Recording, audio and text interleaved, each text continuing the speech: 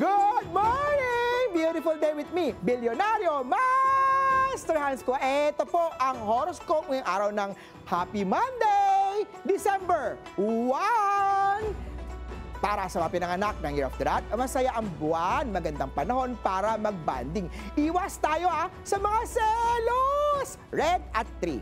Kay Ox naman tayo iwasan ang holiday ng mga sale ng mga temptation. Green at 6. Kay Tiger naman tayo stable na ang trabaho. Bantayan ang mga deadline. Gold at 9. Kay Rabbit naman tayo ingatan ang tummy tiyan. Iwasan ang sobrang pagkain sa mga handaan. Silver at 2.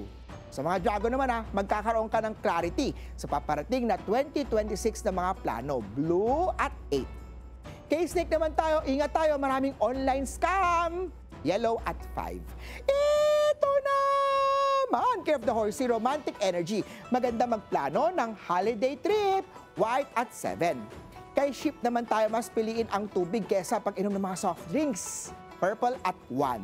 Kay Monkey naman tayo masaya kasama ang family. Iwasan ang mga gulo, away, drama. Green at 4.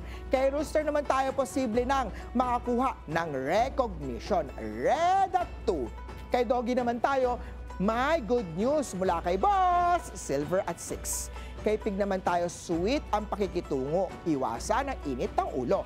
Gold at 9. Paalala lang, ito po'y patnubay lamang. Ang tunay na swerte ay nagsisimula sa pagiging totoo. Abangan araw-araw ang horoscope of the day.